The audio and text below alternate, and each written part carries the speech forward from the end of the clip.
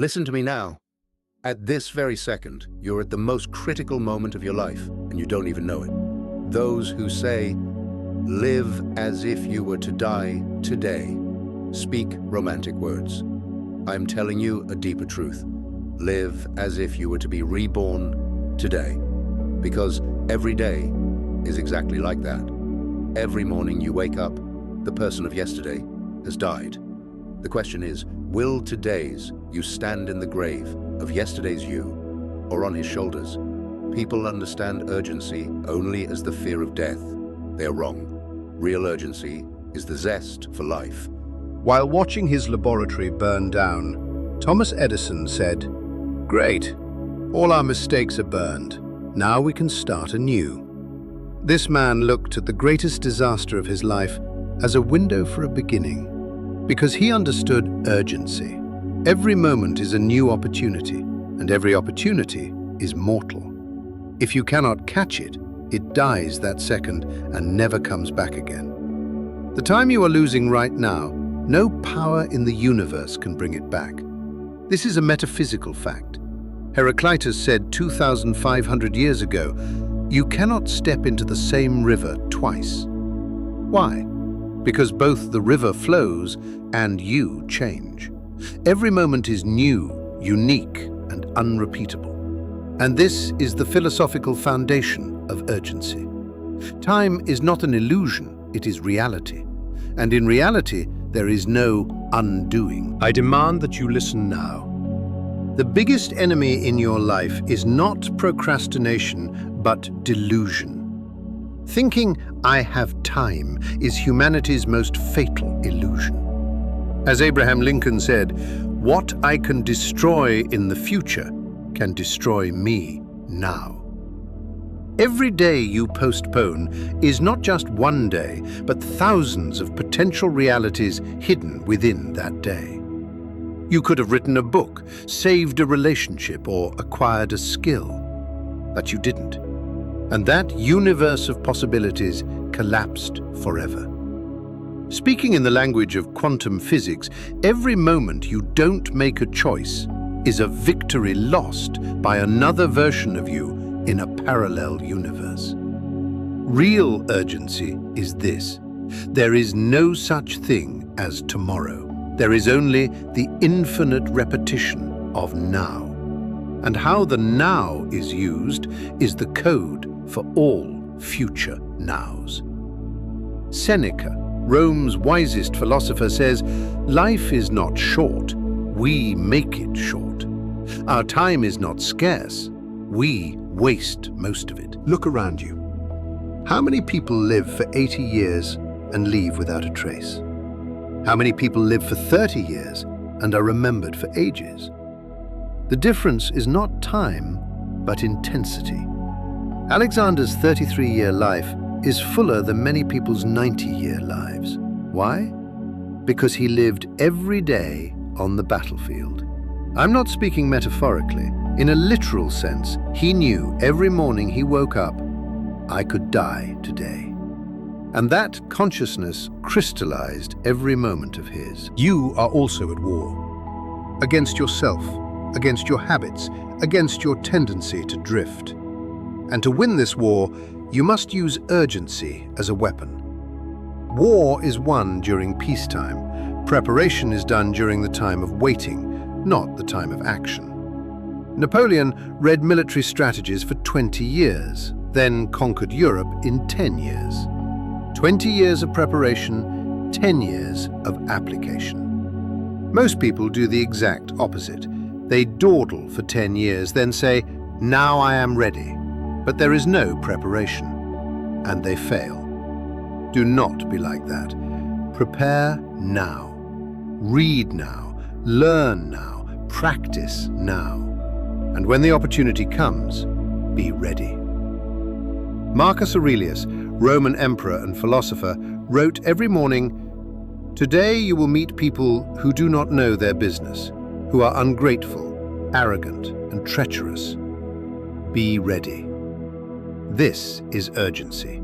Living the day in advance mentally, anticipating scenarios, preparing answers. Most people live reactively. Life hits, they react. But leaders live proactively. Before life hits, the shield is ready. The warrior doesn't throw the punch in the fight. He has already thrown the punch in his mind, in his training, in his muscle memory. The fight is just the manifestation. Real victory is the product of the previous 10,000 hours. You do the same. Do not look for success at the moment of success. Build success in everyday discipline. Now I will explain the definite purpose law to you, and this will be the turning point of your life. Napoleon Hill studied the 500 most successful people in the world for 25 years and found this.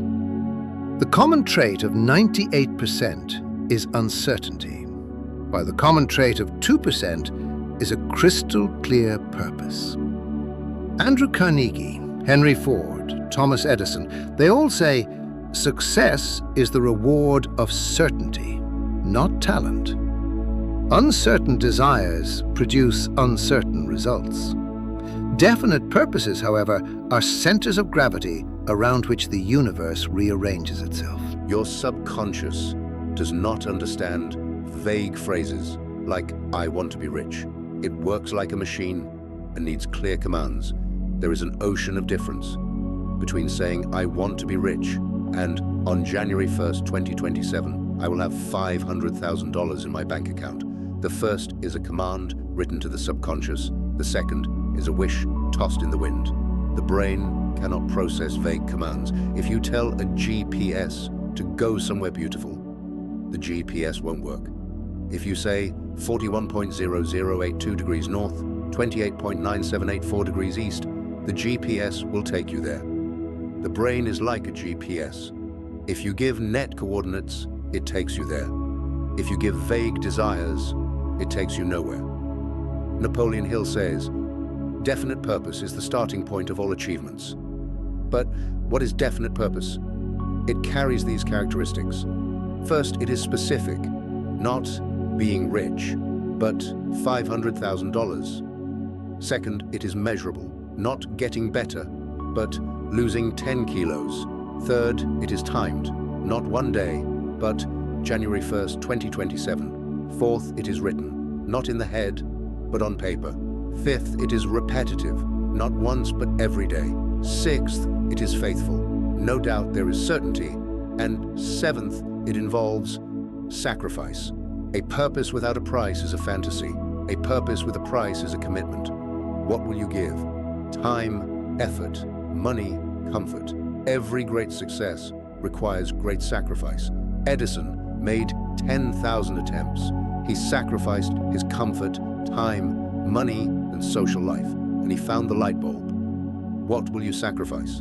And this is where repetition comes into play. The subconscious is a garden.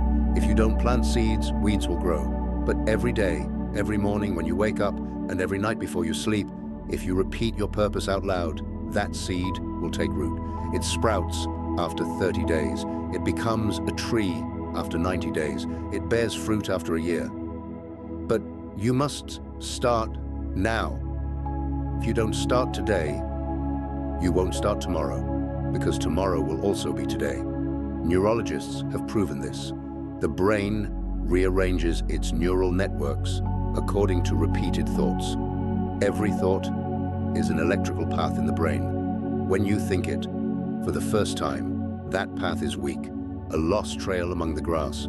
But with every repetition, that path deepens, widens, and eventually turns into a highway. And here is the miracle. After a while, that thought becomes automatic. You no longer need to exert effort. The thought of success becomes your default mode. But for this, patience and discipline are essential. Most people try for 3 days and quit when they don't see results. Of course you can't see them, because you don't expect fruit on the day you plant the tree. But you're not stupid, you understand. The seed grows while underground. You don't see it, but the root goes deep. And one morning, you wake up, and the sprout has broken through the ground. At that moment, everyone says, lucky. They don't know that you waited patiently for months. Underground. Dr. Maxwell Maltz, plastic surgeon and psychologist, put forward the 21-day habit theory. He observed surgery patients and noticed it takes an average of 21 days for them to get used to their new faces. Then he applied the same duration to habits. Result: 21 days minimum, but 66 days optimal. 21 days opens the new path. 66 days makes the highway. Now let me tell you Carnegie's story. Andrew Carnegie, the Steel King, the richest person of the 1900s, but his beginning, a poor Scottish immigrant. He came to America at age 13, worked in a factory, and earned $1.20 a week. But he had a vision. I will dominate the steel industry. A 13-year-old boy repeated this vision every night before bed for 20 years, and it happened. At age 33, he founded his first steel factory. At age 65, he sold all his companies for $480 million, $310 billion in today's money. Coincidence? No. The vision he repeated every night for 20 years was engraved into his subconscious, and the subconscious directed him to that vision in every decision. Which job will he accept? The one that gets him closer to steel. Which people will he work with? Those who know steel. Which books will he read? Those about steel.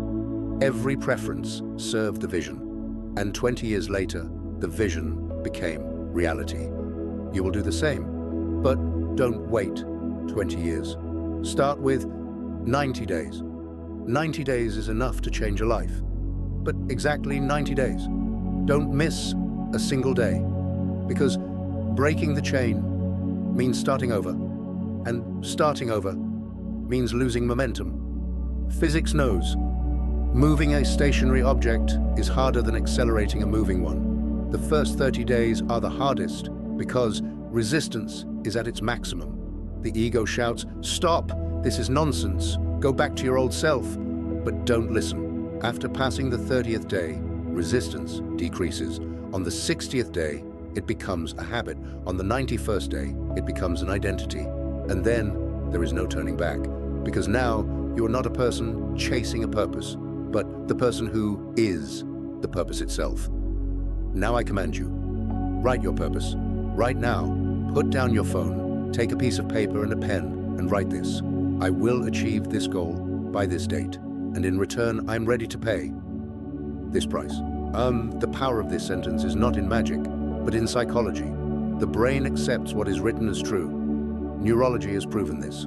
The moment you write a goal, the reticular activating system in the brain begins to scan for opportunities regarding that goal. A purpose without writing is just a mood.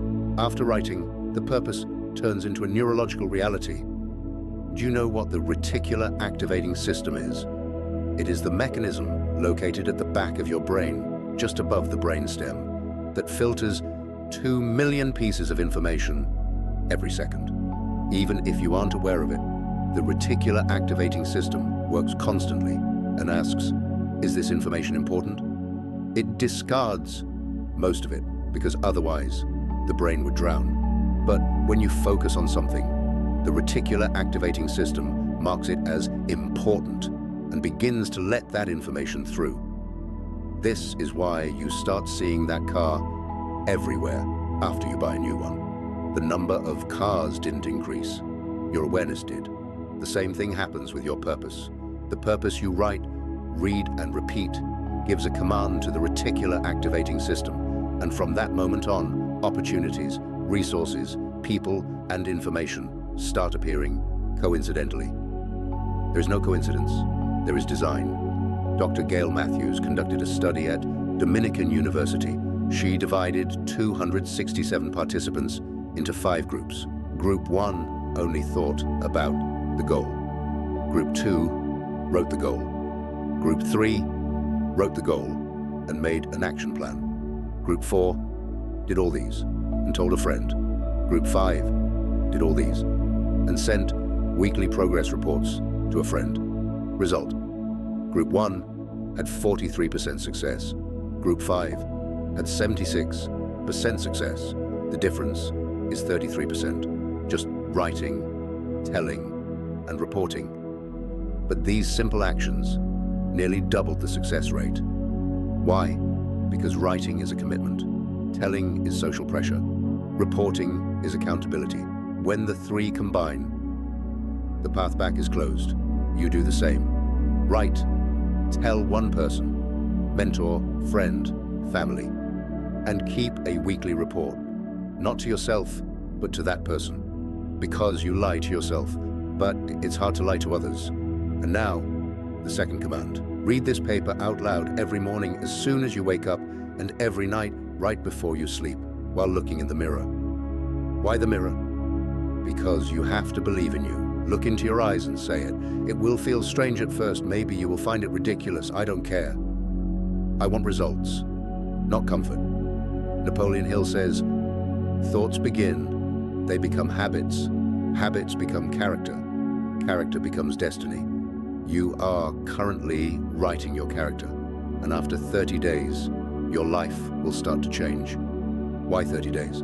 Because neuroplasticity studies show that the brain wants at least 21 days to accept a new path and 30 days to establish it. After 90 days, that path turns into a highway. But watch out. There is a trap here. The first 3 days pass with excitement. Between days 4 and 14, you get bored. You question the meaning of the routine. This is the critical period. Most people quit here. But you know, that questioning is the resistance of your conscious mind. The ego says, this is stupid, a waste of time. Because the ego fears change. Change is the death of the ego. The old identity struggles and tries to hold on. But you will not listen to it. After the 15th day, a turning point comes. Now, the habit starts to settle. On day 21, mental resistance decreases. On day 30, it becomes the new normal. On day 90, it becomes your identity. And then, you are no longer a person working for a purpose, but the person who is the purpose itself. Muhammad Ali, the greatest name in boxing history, used to say, "I said I was the champion before I was the champion." People laughed, but he looked in the mirror and repeated every day, "I am the greatest in the world," out loud, with faith. And it happened. 3-time world heavyweight champion. Coincidence? No. Autosuggestion. He gave the same command to his subconscious every day. You are the greatest. And the subconscious believed, and once it believed, the body followed. He trained harder, fought more strategically, spoke more confidently, and he won. You will win too. But first you have to tell yourself that you will win. Every day, out loud, believing. I will now explain the act as if law, because this is a very misunderstood law. People think it is fakery. It is not.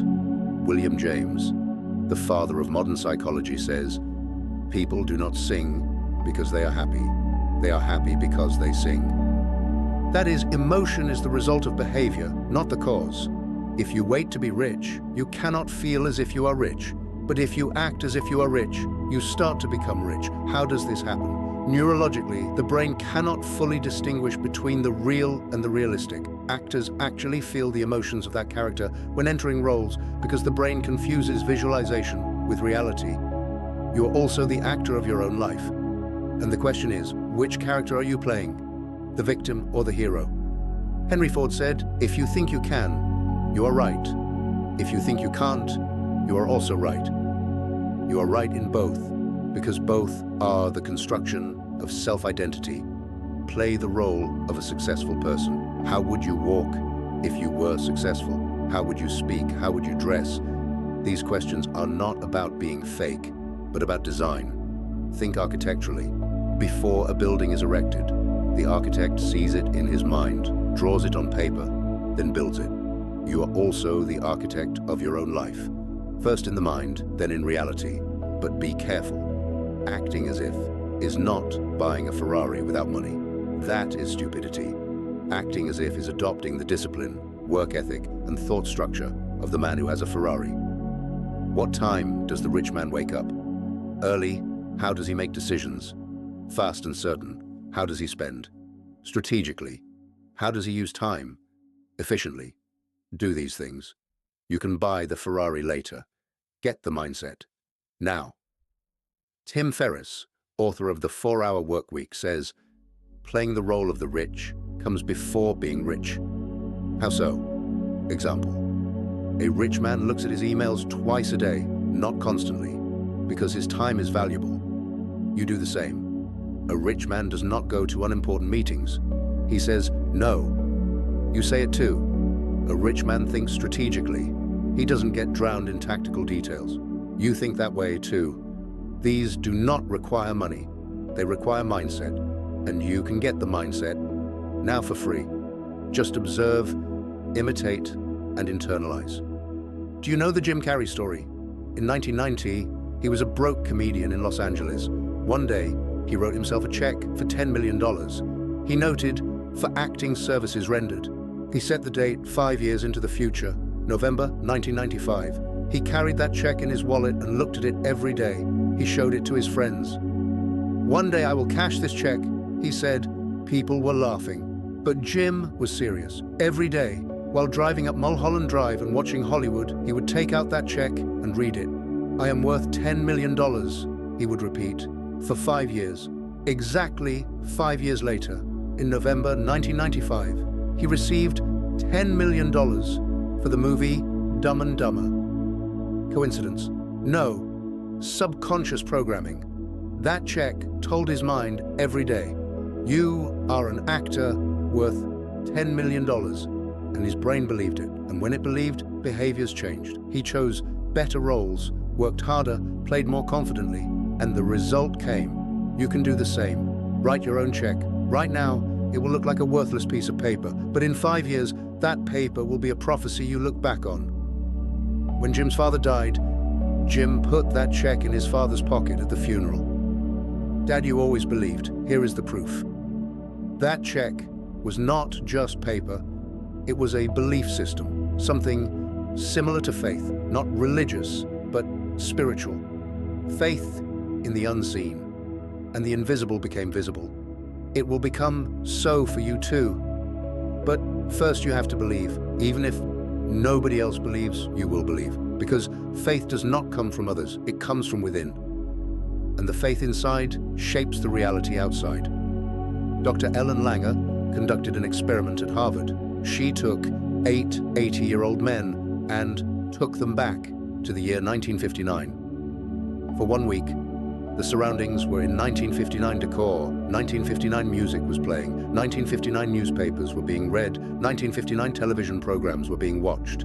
And these men were told, you are in 1959, you are 50 years old. They played this role for a week. Result, they rejuvenated physically, visual acuity increased, muscle mass increased, flexibility increased, memory improved. How?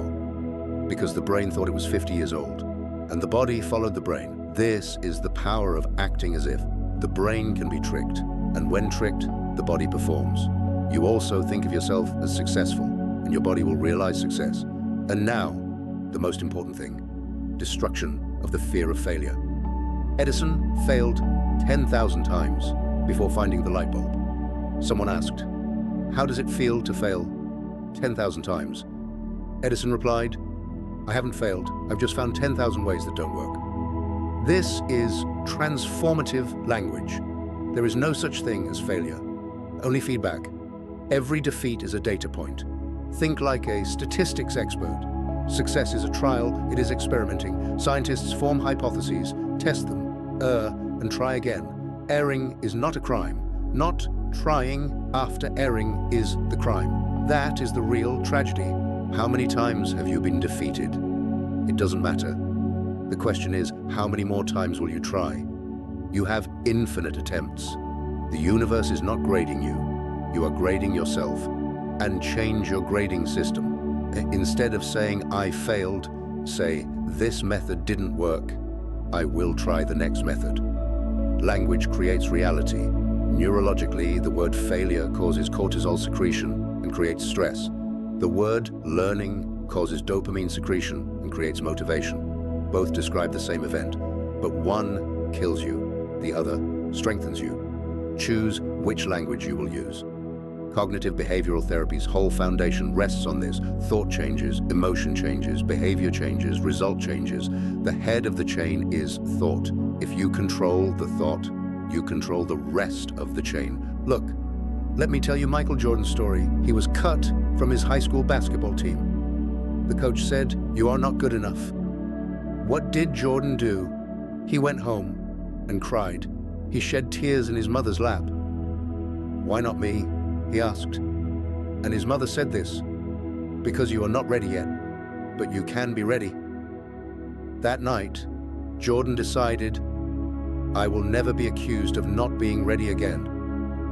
Then he got up and started training. Every morning at 5 a.m., 2 hours of training before going to school, 3 hours of training after school, 6 hours of training on weekends. Then he made the school team the champion. He went to the NBA and won 6 championships. But here is the real story.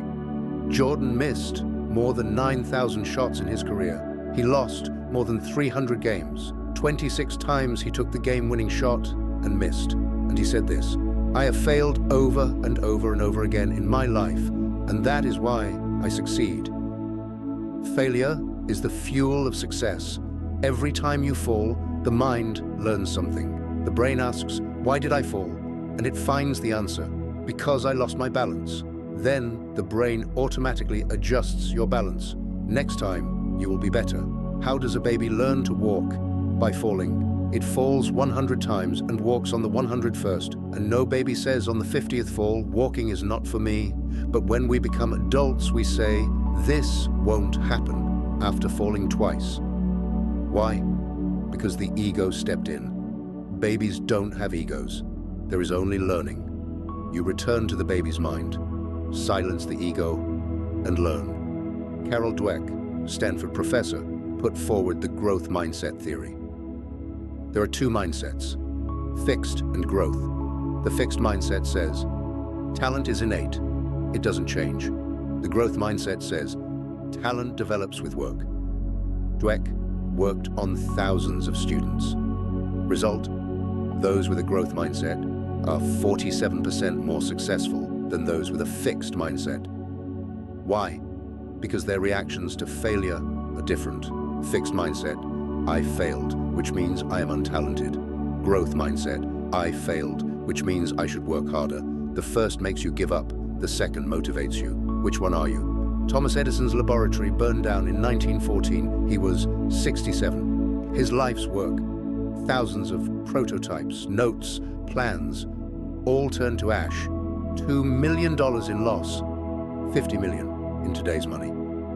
And the insurance paid only $238,000. What did Edison do?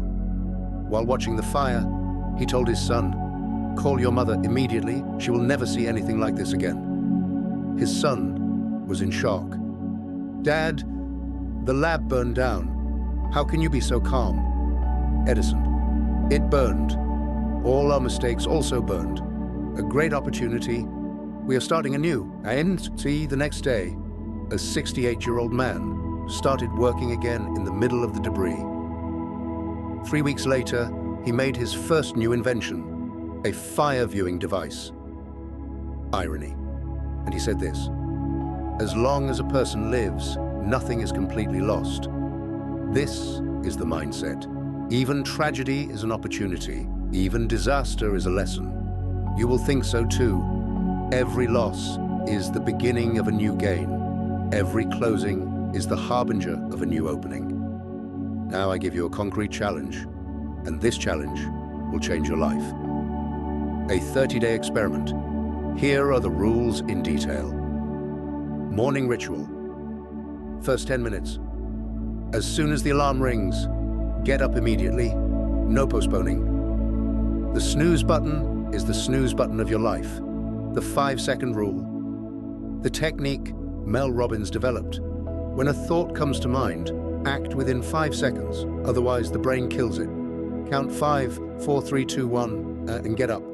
Then go directly to the bathroom. Wash your face. Cold water. Cold water activates the sympathetic nervous system, making you alert. Then look in the mirror. Look into your eyes and read your purpose out loud. 3 times. First slowly, second normally, third fast and powerful. Hear your voice. Your body hears, your ears hear, the brain hears. Multi-sensory input is engraved deeper into memory. Then determine the 3 most important tasks of that day. Note, the most important, not the easiest. Most people start their day with easy tasks. You are wrong. Start your day with the hardest task. Brian Tracy calls this eat that frog. Your mental resistance is strongest in the first hour of the morning. Willpower is maximum in the morning and minimum in the evening. Roy Baumeister's research. Willpower is like a muscle. It gets tired as you use it. It's fresh in the morning and decreases with every decision. It is 0 in the evening. And that's why you make bad decisions in the evenings. Junk food, Netflix, procrastination. You make good decisions in the mornings. Sports, work, focus. Spend that power on the most important task. The most important work of the day. Eat the frog. Mark Twain said, if it's your job to eat a frog, it's best to do it first thing in the morning. Metaphor. The frog is the hardest, most important, most postponed job of that day. Do it first, because when you do it, the rest of the day feels easy. Psychological gain. The feeling of I handled the hard work creates momentum, and momentum is like an avalanche. It starts small, grows, becomes giant, and sweeps everything away. You too. Eat the first frog. Momentum starts. Afternoon. Routine tasks. In the afternoon. Emails, meetings, phone calls. Routine tasks. These are not mentally exhausting, but are time-consuming. The good side, the morning momentum carries you. The bad side, distracting. Solution, blocking, time blocking. Elon Musk's technique. Divide the day into 5-minute blocks. Every block is a task. When the block is over, next. No breaks. 5 minutes email, 5 minutes break, 5 minutes report. Thus, in 8 hours, 96 blocks. That is, 96 tasks. Crazy, but effective. Don't you be this extreme, but take the principle. Think of time in blocks, not as a continuous flow. Evening ritual. Last 10 minutes. Every night, before you sleep, do these. Write 3 achievements of the day. What did you accomplish? Large or small, it doesn't matter. Did you get up in the morning? Achievement. Did you do sports? Achievement. Did you make someone laugh? Achievement. Count everything. Because when the brain focuses on achievements, it secretes dopamine. Dopamine is the chemical of happiness and motivation. Every achievement is a mini reward for your brain, and the brain loves the reward and wants repetition. Then, write 1 lesson of the day. What did you learn? What did you notice in this meeting? What did you understand from this mistake? Which sentence in this book affected you? Write something, because daily learning means compound growth. 365 days times 1 lesson equals 365 lessons. If you learn 365 lessons in a year, who can stop you? And clarify tomorrow's purpose. What will you do tomorrow? Write 3 tasks. Thus, when you wake up in the morning, you know what to do. No decision fatigue, directly into action. This routine sends a bi-directional message to the subconscious. Morning command, night evaluation. The brain learns. We are result-oriented. Apply this discipline for 30 days. Don't miss a single day. Why? Because missing 1 day is breaking the chains. Momentum is everything. Physics knows a body in motion tends to continue its motion. A stationary body tends to remain stationary. You are currently a stationary body. The first energy is the hardest, but once you move, momentum carries you. 30 to 60 to 90-day metric. Evaluate after 30 days. If your life has changed, extend to 90 days. If it hasn't changed, after 90 days, come back and tell me. But I know you won't come. Because at the end of 90 days, you will be another person. And what is 90 days? 3 months. 1/4 of a year. Most people waste 10 years, but cannot show patience for 90 days of discipline. Isn't it absurd? Focus for 90 days, change your life. Otherwise, drift for 90 years. Nothing changes. The choice is yours. But know this, you won't be alone while applying these 90 days. History will be with you. Edison will be with you. Ford will be with you. Carnegie will be with you. They also applied the same principle. They said, repeat, repeat, repeat, and became like steel. You will be too. Now I will tell you something else. Your environment will change. When you start the 30-day discipline, people around you will be surprised. What happened to you? They will say. Some will support you, but most will hinder you subconsciously. Why? Because your changing holds a mirror to their not changing. While you are rising, they remain in the same place, and this disturbs them. Pay attention. There is the crab bucket syndrome. If there is a bucket of crabs, none can get out. Because when one starts to climb, the others pull it down. People are like that too. They say, don't overdo it. You'll get tired, maintain balance. These advices are poison. They're not trying to poison you. They're just reflecting their own limits onto you. You don't listen to them. Jim Rohn says, you are the average of the 5 people you spend the most time with. If the 5 people around you are drifting, you will drift too. But if the 5 people around you are ambitious, disciplined, and purpose-focused, you will be too. Choose your environment. Choose it ruthlessly. This is not selfishness. It is a survival mechanism. Your energy is finite. Don't waste it with negative people. Surround yourself with positive, supporting, uplifting people. And if there are no such people around you, read books. Read Edison's books. Listen to Napoleon Hill. Repeat Marcus Aurelius's meditations. Let them be your environment. Dead, but alive, because their ideas live. Charlie Tremendous Jones says, you will be the same person in 5 years except for the books you read and the people you meet. 2 variables, book and person. You can control both. Books are 100% control. People, partially. The choice is yours. Warren Buffett, one of the richest people in the world, says, pay attention to whom you spend time with. It is better to be alone than to spend time with the wrong people. Harsh but true, because wrong people pull you down. And being pulled down is much easier than going up. Like gravity, falling is easy, climbing is hard. That's why filter your environment. 5 categories. 1. Poisoners. Cut immediately. 2. Drainers. Set distance. 3. Neutrals.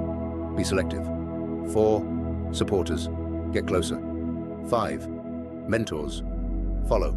Poisoners are constantly negative, complaining, critical people. If they are around you, they will drain your energy. Cut ruthlessly. Drainers are people who constantly ask for help, but never give. They are like vampires. Set distance. Neutrals. Neither contribution nor harm. Spend time with them, but don't invest. Supporters are people who understand, encourage, and applaud you. Keep them close. Mentors are people who are where you want to be. Follow them. Learn. Model them. Napoleon Hill put forward the mastermind concept. What does it mean? At least 2 people joining in a harmonic way around a common purpose. Result: 1 + 1 = 3. When 2 minds join, a 3rd mind is born, the meta mind, and that mind is stronger than individual minds. Henry Ford had a mastermind group. Edison, Harvey Firestone, Luther Burbank, 4 geniuses would gather regularly, share ideas, and push each other. Ford said, I didn't do anything alone. It's all teamwork. Team mastermind. You build one too. Find 3 to 5 people, have a common purpose, personal development, starting a business, health, whatever. Meet once a week, share progress, and challenge each other.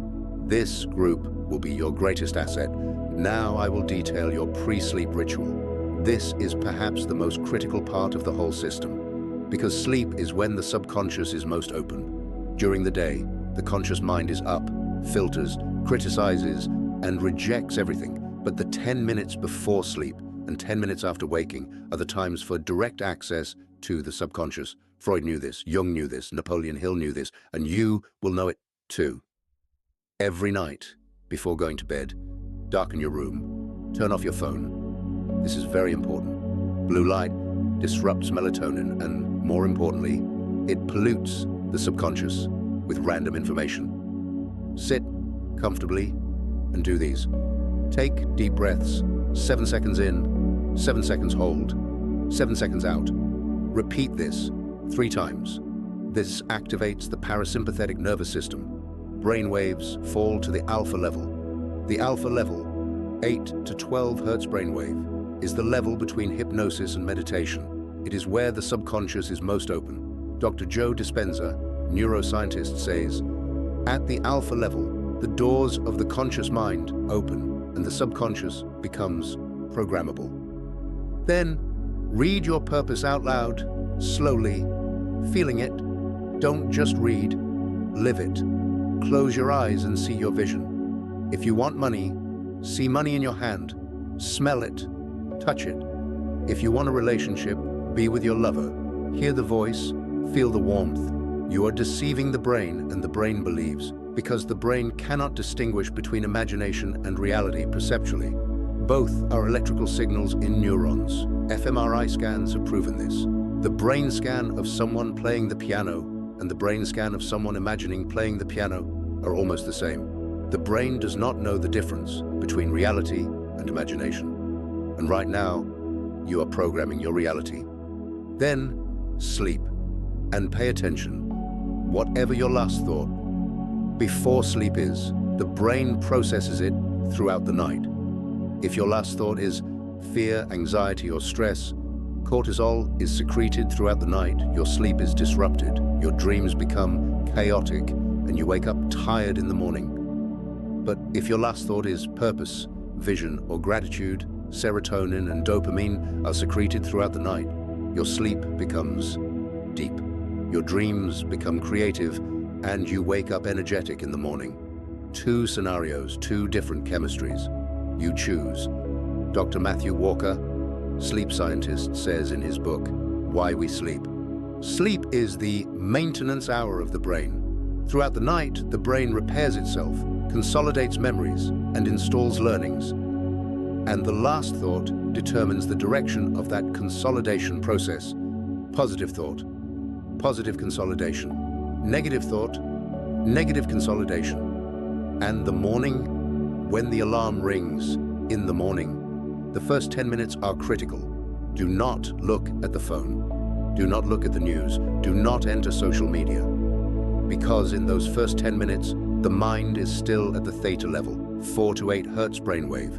This level is perfect for programming the subconscious. Children between 2 to 6 years old are constantly at the theta level. This is why they learn everything. They believe everything. No criticism, only absorption. And when you wake up in the morning, you return to that child's mind for 10 minutes. Use that time. Immediately repeat your purpose. While taking a shower, drinking coffee, walking, repeat constantly. This morning mantra prepares your mind for that day. Whatever you do, during the rest of the day, that foundation will have been laid. Now, I will tell you one more thing. The patience paradox. Everyone advises patience. Don't rush. Be patient, they say. But this is misunderstood. Patience is not inactivity. Patience is strategic speed. A tree doesn't grow fast, but it doesn't stop either. Every day, a little, a little, a little. And after 10 years, a giant tree. Do you know the bamboo tree? It grows underground for 5 years. Nothing is visible. But at the end of the 5th year, it grows 25 meters in 6 weeks. Question: did the bamboo grow in 6 weeks or in 5 years? Answer: in 5 years. But visible growth is the last 6 weeks. You're like that too. Maybe you will work for 1 year and nothing will be visible. But that 1 year is the year of taking root, and the second year will come like an avalanche. Be patient. You too. Every day a little, but every day. Continuity is stronger than intensity. Most people work very intensely for 1 week, burn out, and quit. You work at a medium pace for 1 year. You won't burn out. You won't quit. And after 1 year, look, They are still at the starting point. You are kilometers ahead. But here is the important point. Medium pace doesn't mean lazy. Medium pace means sustainable maximum. Think like a marathon runner. He doesn't run in a sprint because you can't finish 42 kilometers with a sprint. But he doesn't walk slowly either because it never ends. He finds the optimal speed and keeps it constant. You're also running the marathon of life. Find your optimal speed and be patient. The result is not instantaneous. It is cumulative. If you improve by 1% every day, you will be 37 times better in 1 year. Mathematics. 1.01 to the power of 365 equals 37.78. This is the principle of compound interest, valid for money and for personal development too. Small gains give massive results over time. James Clear says in his book, Atomic Habits, 1% improvement seems insignificant, but when it accumulates daily, it produces incredible results. Example, if a pilot changes his course by 1 degree, it is not noticed initially, but on a flight from Los Angeles to New York, a 1 degree difference causes you to arrive in Washington, D.C. Small adjustments, big results. You also adjust small. Be 1% better every day. 1 year later, you're in a different city. And conversely, if you get 1% worse every day, almost nothing remains of you in 1 year. 0.99 to the power of 365 equals 0.03. You lose 97%. This is why most people fail, because every day, a little lazy, a little undisciplined, a little procrastinating, and 1 year later, their lives have collapsed. But they don't notice, because the daily change was minimal. The frog story. If you throw the frog into boiling water, it immediately jumps and escapes. But put it in cold water, heat it slowly, it doesn't notice. It boils and dies. Most people are like that. They are getting worse slowly, but they don't notice. You notice. Every day ask yourself, am I 1% better today or 1% worse? Be honest. And if it is worse, correct it immediately. Because 1 day of getting worse starts the chains, and breaking the chains is harder than starting them. And here is the last truth. Death is real. I am telling you, you will die tomorrow. Maybe not tomorrow, maybe 50 years later. But those 50 years are no different from tomorrow. Time is relative. When you reach the age of 80, you will look back and your life will have passed like a moment.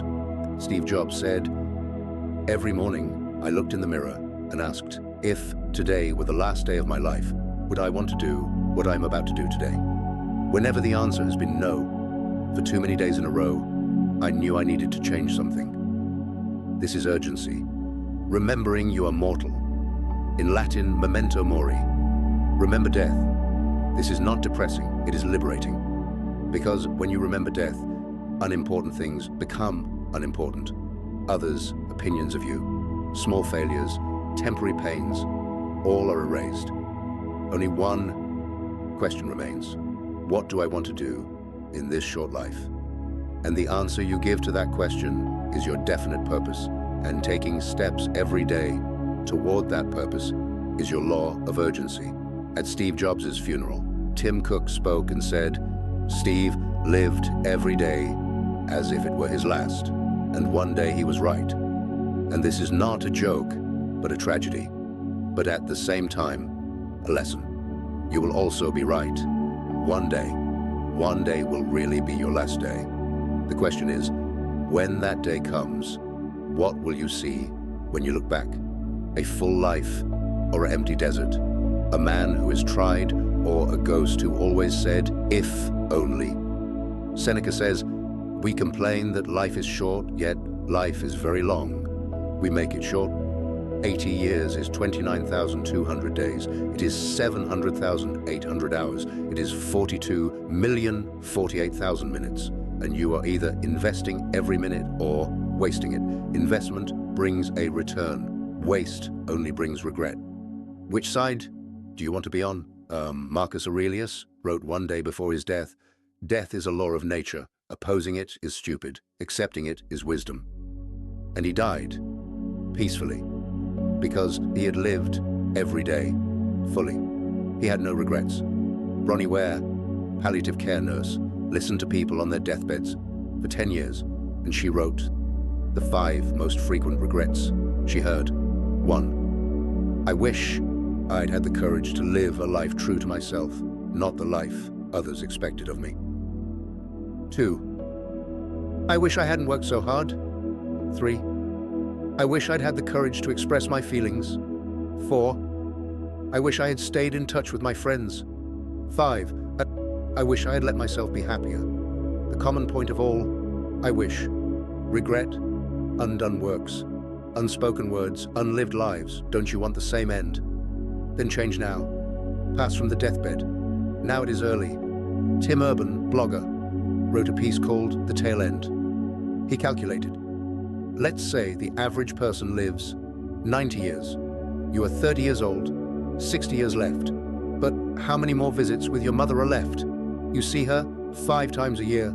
60 times 5 equals 300 visits. You will eat with your mother 300 more times. Not forever, but 300 times. This thought shakes a person because 300 is finite, limited, and real. And every visit, 1 is deducted from those 300. Even with the person you love most, you have a limited number of moments. When you remember this, you live those moments deeper. Not with the phone, but face to face. Not carelessly, but with care. Because you know these moments aren't coming back. Every moment is unique. Every visit like the last. And when lived with that consciousness, there is no regret. See, because you lived every moment fully. Now the last command, the 24-hour rule. From today on, take every decision within 24 hours and apply it. You have no right to postpone. Did an idea come? Act within 24 hours. Otherwise, that idea dies. Because idea energy lasts 24 hours, then evaporates. How many times did great ideas come to your mind and you forgot? All of them. Because you didn't take notes, you didn't act. Now it has changed. An idea came. Write it down. Take your first step within 24 hours. The first step can be small, but let it be. Because the first step is the beginning of momentum. Newton's first law, a body in motion remains in motion. The first step is the hardest. The rest is easy. You just start. The universe helps those who start. Goethe says, whatever you can do or dream you can, begin it. Boldness has genius, power, and magic in it. The moment you start, the universe opens doors for you. As long as you don't start, nothing happens. If you stop, the universe also stops. If you move, the universe also moves. Test it. Start something today, and within a week, coincidentally, an opportunity, a person, or information related to that subject will appear before you. This is not magic. It is the reticular activating system. You attract what you concentrate on. In physics, they call this the observer effect. The observer affects the observation. Whatever you focus on happens. This is not mystical. It is scientific. Now get up. Yes, right now, pause the video, take a piece of paper and pen, and write. I, right now, put today's date, and taking control of my life. My definite purpose, net goal. Price, what I will sacrifice. Start date, today. End date, net date. Sign it. Put the date. This is your contract with yourself. And read this contract every night. 30 days. Then come and thank me. Because your life will change. I guarantee it. Why? Because this formula has been working for centuries. From Socrates to Edison, from Napoleon to Jobs, they all used the same formula. Definite purpose, repetition, identity transformation, action. This formula is universal. Only names change, but the principle is constant. And you will also apply this principle because you no longer have a choice. Either you change or you disappear. There is no middle ground. Life crushes the indecisive, but it carries those who are certain. Which side do you want to be on? Let me tell you one last story. In ancient Greece, there was a man, Demosthenes. He was a stutterer. His voice was weak. He couldn't speak. One day, he decided, I will be the best orator of Greece. Everyone laughed.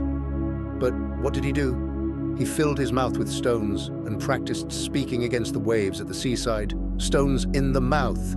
It's hard to make a sound, but he forced it.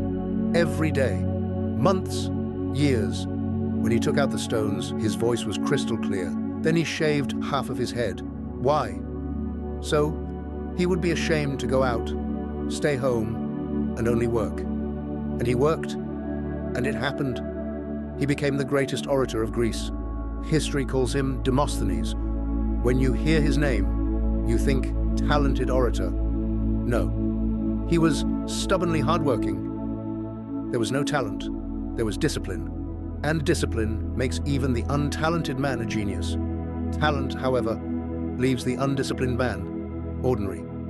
Look at history. Then, behind every story of genius, there are thousands of hours of discipline.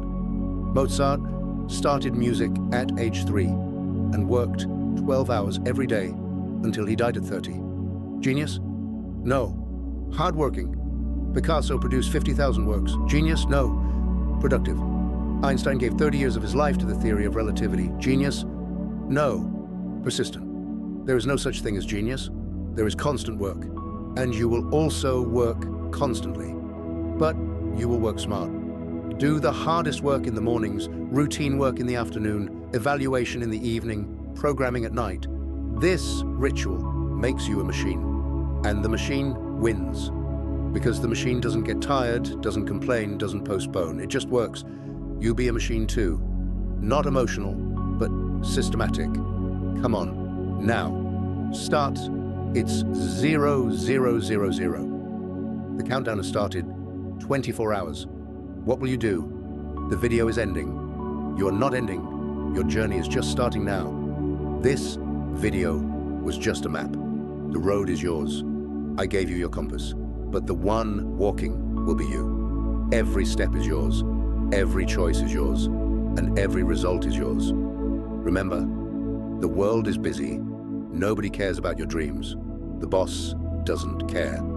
Friends don't care. Family cares, but they can't do it.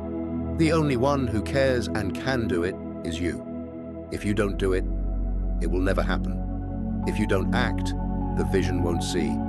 If you don't write, the book won't be written. If you don't start, the business won't be founded. If you don't run, the marathon won't be finished. It all depends on you.